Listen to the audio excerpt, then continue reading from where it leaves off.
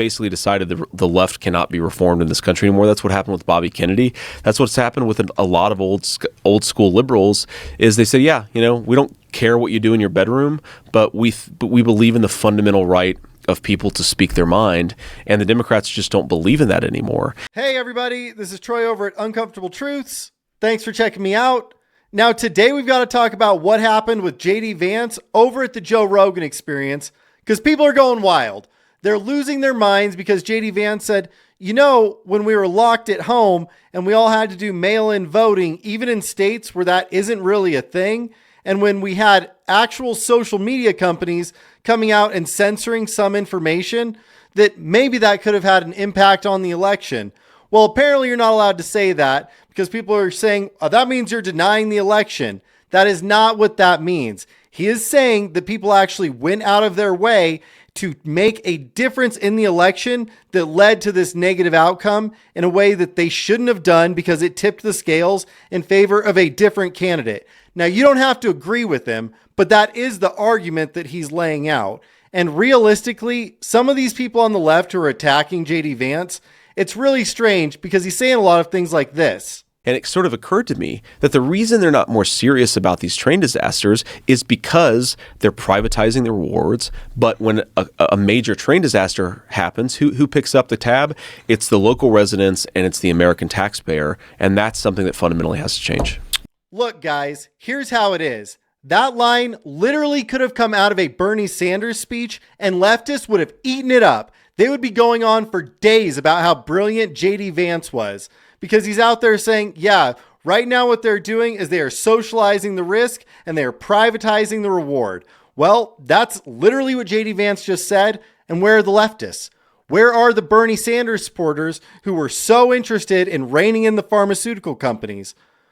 The reality is, guys, they're gone. They're not part of the Democratic Party anymore because now today's Democratic Party is the party of war, the party of pharmaceutical drugs, and the party of corruption. That is what they are. And that's why all of these leftists like Tulsi Gabbard and RFK Jr., they are leaving the Democratic Party and coming to the Republicans. Honestly, I was a Bernie Sanders supporter and I saw that, look, Trump didn't get us into any more wars. The economy, better under Trump. Better for working class people. It's a no-brainer for the people who actually were interested in policy to leave the Democratic Party and come to the Republican Party. And that's what we're seeing here. And JD Vance is going to outline why this is the case. They did all this stuff, and it turned out that all the things they were saying were either lies or were incorrect. Correct. And there's no repercussions.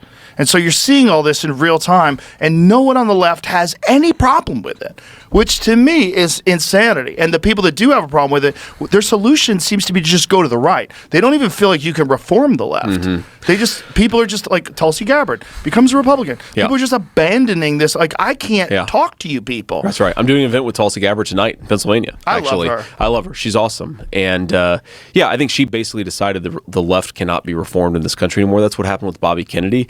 That's what's happened with a lot of old school liberals is they say, yeah, we don't care what you do in your bedroom, but we believe in the fundamental right of people to speak their mind, and the Democrats just don't believe in that anymore. And here's the uncomfortable truth, guys. People like me who were supporting Bernie Sanders and Tulsi Gabbard and others on the left, we were wrong. And it's obvious that we were wrong because the Democrats were never going to let these people have any sort of power and implement these policies. However, we were extremely lucky because Donald Trump came along, and despite some of the rhetoric that everybody's out there trying to push, like this guy's Hitler, this guy wants to take away democracy, this guy's dangerous, he is the person who implemented some of the policies that people who used to be on the left like myself actually wanted to see implemented.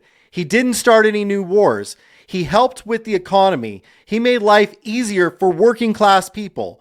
All the things that I wanted from Bernie Sanders, I saw and got from Donald Trump. And this isn't something that the Democrats are ever going to do. In fact, they go out and they fight tooth and nail to make sure that they are fighting against the working class and to make sure that we stay in conflicts overseas because they don't want to help the American people. They're more interested in helping Ukraine. They're more interested in giving everything that we have to illegal immigrants. And that's something that JD Vance and Donald Trump are not about. So yes, people that were classic liberals like Tulsi Gabbard, like RFK, like myself, we are not okay with what's happening in the Democratic Party.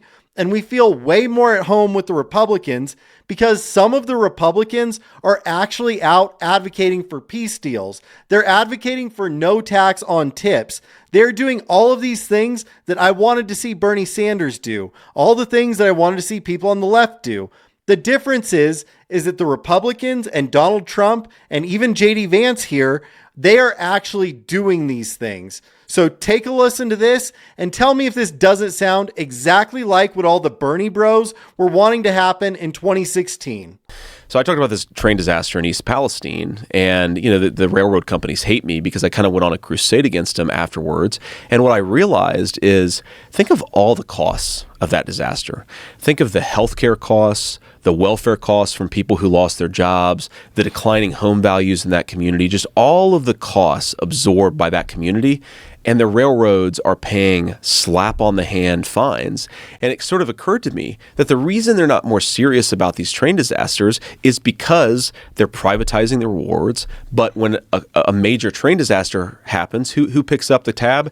It's the local residents and it's the American taxpayer. And that's something that fundamentally has to change. So there was insane rhetoric when it came to JD Vance. He's super weird and we can't trust him. He wants to make sure that nobody can get an abortion under any circumstances ever. This guy is going to put us in some sort of theocracy. It's just not true.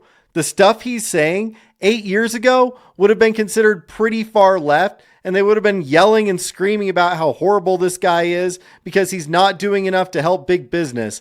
And look at how horrible JD Vance is because he wants to protect people that were hurt during an actual disaster, an actual crisis, an actual problem that occurred that people on the left only pretended to deal with.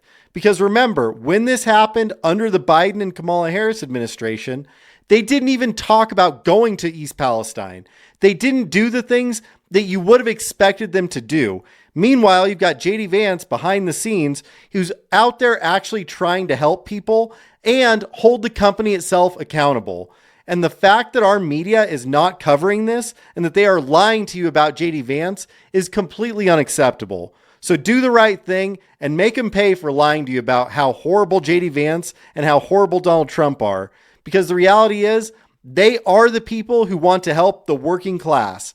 These are the people that actually want to help real everyday Americans. And if you don't see that at this point, then I really don't think there's that much help for you. So everybody, that's all I have on the JD Vance interview at the moment. Go ahead, hit like and subscribe, and share the uncomfortable truths. Take care, everybody. That's where public policy comes in, and that's where my job is to make sure that when the pharmaceutical companies get rich, they get rich by curing diseases, not by doing weird psychotic things with Native American tribes.